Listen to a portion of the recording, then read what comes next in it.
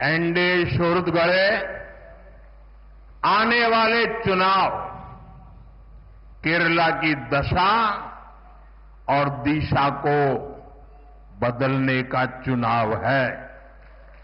जब केरला के फ्यूचर की बात आती है तो आपने अब तक दो पक्ष ही देखे हैं।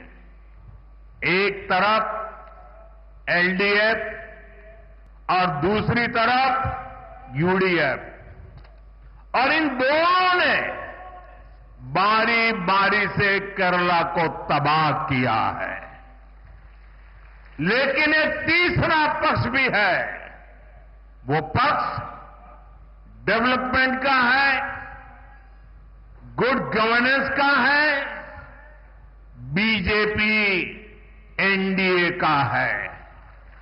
एलडीएफ और यूडीएफ के लोगों ने केरला को करप्शन, कुशासन और अपीजमेंट की खतरनाक राजनीति में झोंक दिया है।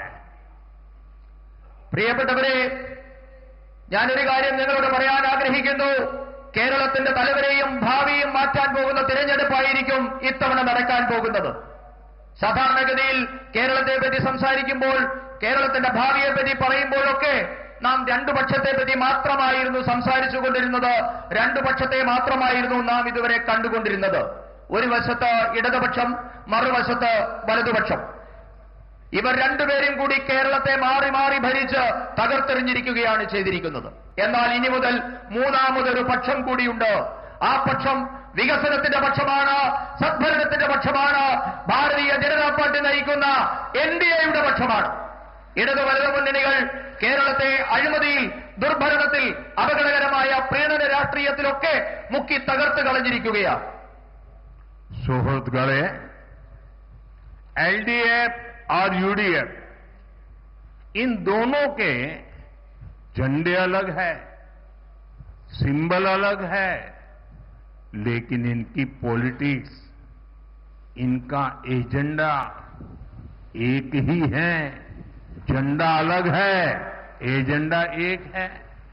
Full corruption, zero accountability, full communalism, zero responsibility. LDF और यूडीएफ को पता है कि 5 या 10 साल बाद उन्हें ही मौका मिलता है, इसलिए यहां सरकार तो बदलती है लेकिन सिस्टम वही रहता है।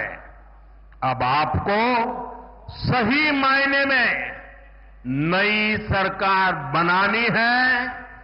केरला के लिए प्रो पीपल, प्रो डेवलपमेंट सरकार बनानी है, और ये काम बीजेपी, एनडीए यही कर सकती है।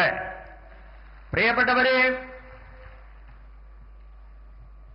സിപിഎമ്മിന്റെയും കോൺഗ്രസിന്റെയും ഇടതുപക്ഷത്തിന്റെയും വലതുപക്ഷത്തിന്റെയും പതാകകൾ ഒരുപക്ഷെ വ്യത്യസ്തമാകാം, ചിഹ്നം രണ്ടായിരിക്കാം.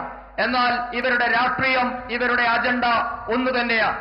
ഒരു വശത്ത് ആരോടും കടപ്പാടില്ലാത്ത സമ്പൂർണ്ണ അഴിമതി, ആരോടും ഉത്തരവാദിത്തമില്ലാത്ത സമ്പൂർണ്ണ വർഗീയത. ഇവരെ രണ്ടുപേരും സാധാരണ ധരിക്കുന്നത് 5-10 വർഷം കാത്തിരുന്നാലും വീണ്ടും ഭരിക്കാൻ അവസരം കിട്ടുമെന്നാണ് രണ്ട് മുന്നണികളുടെയും പ്രതീക്ഷ. അതുകൊണ്ടാണ് നാളിതുവരെ നമ്മുടെ സംസ്ഥാനത്ത് ഭരണം മാറിയെങ്കിലും സംവിധാനം ഒന്നു തന്നെയായി ഇവിടെ നിലനിൽക്കുന്നത്. ഇനിയാണ് യഥാർത്ഥ അർത്ഥത്തിൽ ഒരു പുതിയ സർക്കാർ ഇവിടെ ഉണ്ടാകേണ്ടിയിരിക്കുന്നു. ജനങ്ങൾക്കായുള്ള ഒരു സർക്കാർ, വികസനത്തിന് വേണ്ടി നിലകൊള്ളുന്ന ഒരു സർക്കാർ ഇനി ഉണ്ടാകേണ്ടിയിരിക്കുന്നു. ആ ദൗത്യം ഭാരതീയ ജനതാ പാർട്ടി, ജനങ്ങൾക്ക് വേണ്ടിയുള്ള സർക്കാർ എന്ന ദൗത്യം ഭാരതീയ ജനതാ പാർട്ടി നിറവേറ്റുക തന്നെ ചെയ്യും.